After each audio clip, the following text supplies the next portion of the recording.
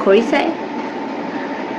আমাৰ ঘৰত ঘড়ী চাব নালাগে। আমাৰ ঘৰত বিশেষ সময় জানিবলৈ মেইন কামটো হৈছে মেইন যন্ত্ৰটো হৈছে মা।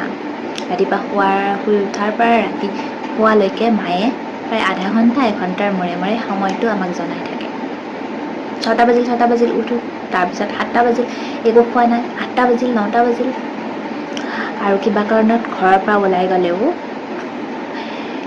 ফোন কৰি মায়ে জনায় যে দুপৰীয়া লাষ্ট টাইম 2টা বাজিল এতিয়ালৈকে একো খোৱা নাই, 6টা বাজিল এতিয়ালৈকে ঘৰ আহি পোৱা নাই, 8টা বাজিল আহিব হোৱাই নাই। আৰু এই যে আমি ঘড়ী পিন্ধো সেইবিলাক এনেই ষ্টাইলত পিন্ধো। আমাৰ মিডল ক্লাছ ফেমিলিখিনিৰ কাৰণে বিশেষকৈ আমাৰ ঘৰত এইবিলাক ঘড়ীটো ষ্টাইলৰ। মেইন ঘড়ী হৈছে ৱাল ঘড়ীটো। ৱাল ঘড়ীটো থাকিব লাগিব। ৱাল ঘড়ীত যিটো সময় দেখে সেইটো মেইন। আৰু সেইবাবে আমাৰ ঘৰত 4টা ৱাল ঘড়ী আছে। আৰু মাৰ ৰুল যে প্ৰত্যেকটো ৰাতিপুৱা শুই উঠিয়ে ঘড়ীটো দেখা হ'ব লাগিব। ভাত বনাই আহিলোঁ, ঘড়ীটো সময়টো দেখি পাব লাগিব। আৰু চাই উঠি ৰিমাইণ্ডাৰটো আমাৰ সকলোকে শুনাব।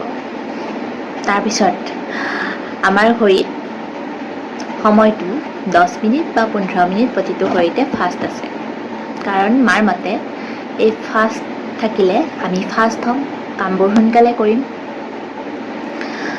আৰু আমি পাংচুৱেল হ'ম। কিন্তু আমিতো সেইটো নাচাওঁৱে। সেইটো মায়ে চায়। মায়ে সময়টো এনেও 1 ঘণ্টা আগুৱাই কয়। আৰু সেই মিলোৱা সময় মানুহজন হৈছোঁ মই। আৰু মোৰ ব্ৰেইনত সেইটো ছেট হৈ গৈছে যে ঘড়ীটো 5 মিনিট 10 মিনিট 15 মিনিট ফাষ্ট আছে। গতিকে মোৰ ব্ৰেইনটোৱে তেনেকৈ কাম কৰি পাংচুৱেলিটি মোৰ মাৰ ৰিমাইণ্ডাৰ আহি গ'ল। আপোনালোকৰ কাৰ তেনেকুৱা হয় কমেণ্টত জনাবচোন। বাই।